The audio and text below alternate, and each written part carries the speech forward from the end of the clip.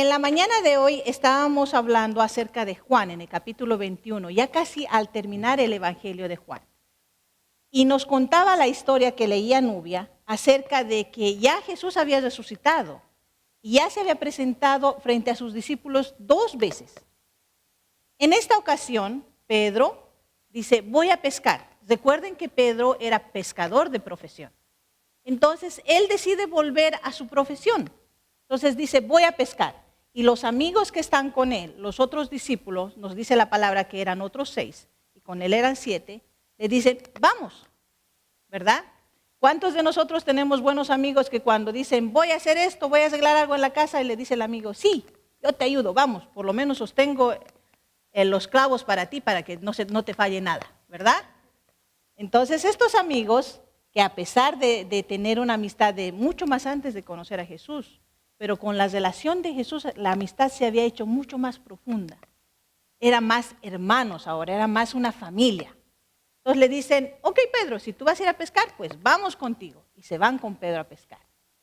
Sucede que cuando ellos llegan a pescar, no sé si ustedes han tenido la experiencia, pero los marineros cuando pescan, pescan de noche, porque dicen que es la mejor hora para poder tener pescados, para poder atraparlos.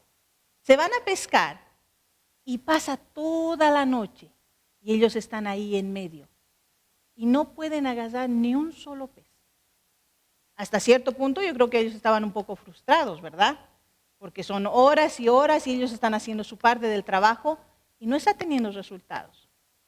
Pues dice la palabra que al amanecer se acercó Jesús a la orilla. Imagínense eso.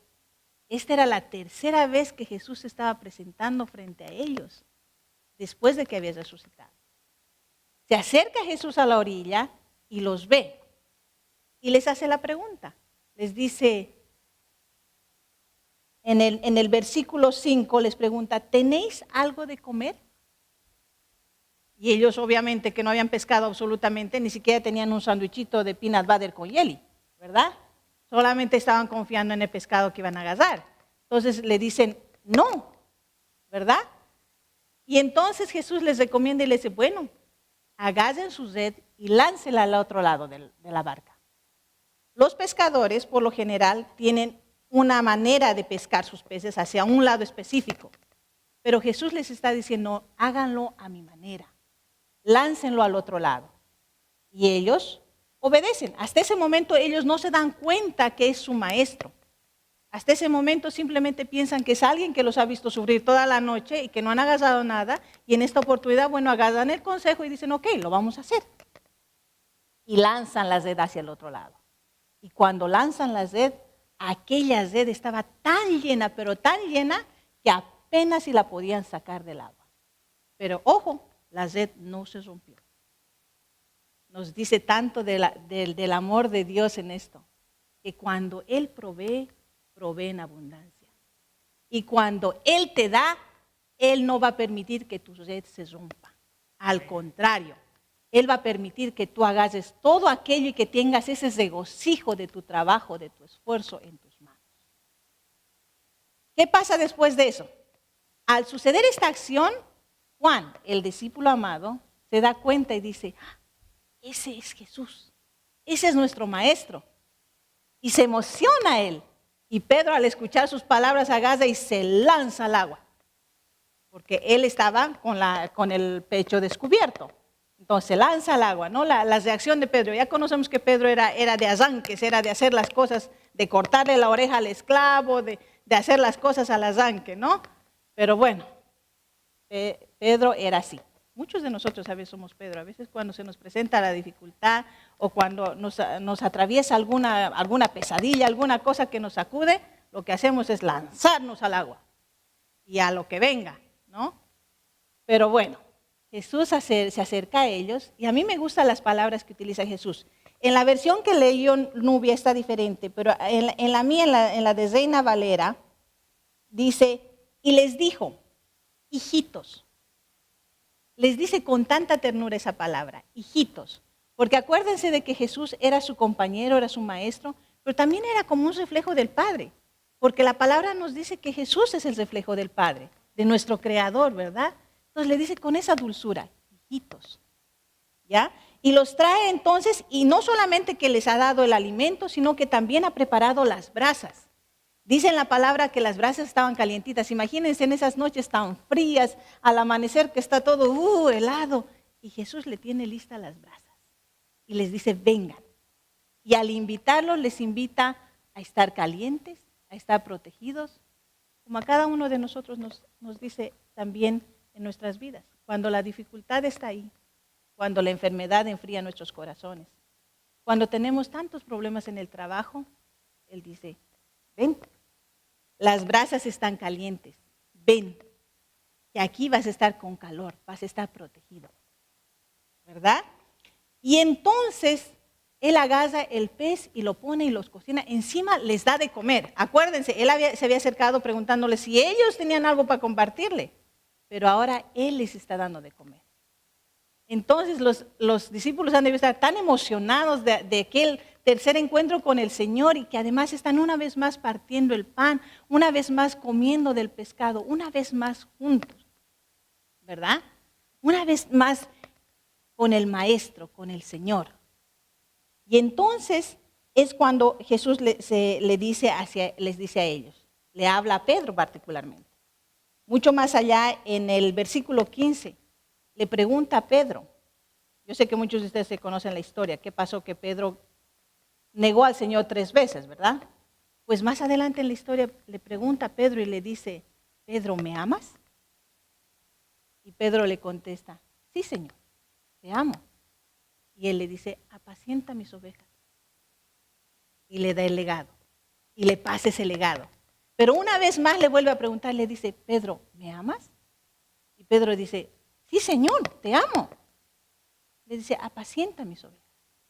Pero hay una tercera vez. Muchos de los estudiosos dicen que como Pedro le había negado 3 veces, Jesús tenía que limpiar su pecado por tercera vez. Tenía que reafirmarlo por tercera vez. Y le dice una vez más, Pedro, ¿me amas? Y él dice, sí, Señor, te amo con todo mi corazón, con toda mi alma. Entonces, apacienta mis ovejas. Le da la misión de ahora en adelante, no solamente ser un pescador, no solamente animar a los amigos y decirle, vamos, sino más al contrario, poner manos a la obra, llevar y tocar a aquellos que aún no conocen del amor de Cristo. Si me amas profundamente, lleva la palabra a otros. Lleva mi mensaje de que no están solos, de que yo puedo proveer alimento, de que yo puedo proveer un lugar seguro y caliente, de que yo estaré con cada uno de ellos por el resto de sus vidas. ¿Verdad? No puedo evitar comparar esta parte de la lectura con lo que hoy celebramos, el Día de las Madres. ¿Qué mejor ejemplo que las madres? Aquellas que han acunado por primera vez a su niño en brazos saben la emoción, el amor sin límites que nace, ¿verdad? Aquellas otras mamás que son espirituales, que han estado con nosotros, que quizás nos han conocido más viejitos, más usaditos, ¿verdad?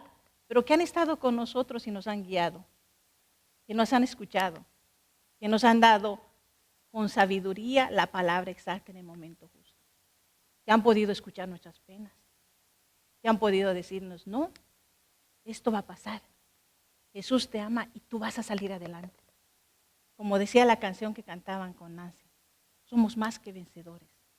No importa, aunque un ejército acampe contra nosotros, somos más que vencedores porque estamos en Cristo, porque estamos sostenidos de Él.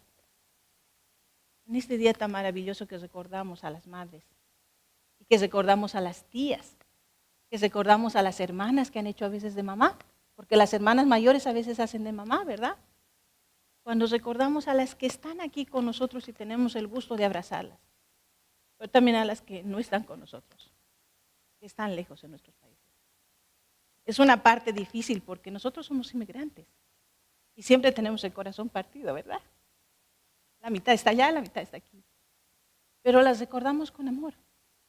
Y podemos dar testimonio de que si Jesús nos dice y nos promete que está con nosotros, que su presencia está en nuestras vidas, que su compañía nos abraza, así de esa forma también va a abrazar a nuestras madres, aunque estén lejos, aunque no las tengamos. Si nosotros no podemos abrazarlas hoy, está ahí Jesús con ellas, abrazándolas, ¿verdad? Pero también celebramos a las mamás que se han ido, a las que están gozando de la presencia del Señor, a las que desde arriba nos cuidan, a las que de una forma u otra nos hacen llegar su besito en la mejilla. También esas madres recordamos hoy. Le doy infinitamente gracias a Dios, porque su palabra siempre tiene vida, porque su palabra siempre de una forma u otra nos llega, no regresa vacía, porque su palabra promete y nos asegura que no estamos solos, que no vamos a estar solos nunca si confiamos en Él, si nos agarramos de Él. Así que yo los invito hoy, si tienen la oportunidad de abrazar a una mamá, aunque no sea su mamá, en el trabajo, en la zona, con los vecinos, abrácenla, abrácenla. El toque del Señor está en cada uno de nosotros y de nosotros depende que nosotros llevemos ese toque a las otras personas. Que podamos ser también nosotros el reflejo y el amor de Dios, ¿verdad? Voy a terminar con 3 frases que ayer me hicieron llegar en un email. La más dulce de las mamás que tenemos, la más dulce de las madres espirituales que tenemos. Cada uno de ustedes saben quién es, ¿verdad? Y ella puso, dice, ser madre es mirar a un niño o una niña y ver en ellos la obra creadora de Dios. Amén. Ser madre es estar lista a ayudar, a amar y guiar a cualquier niño a su alrededor. Ser madre es ser el reflejo del amor de Dios. Que Dios les bendiga esta mañana y que puedan ustedes llevar a otros el amor de Dios. Amén. Gracias.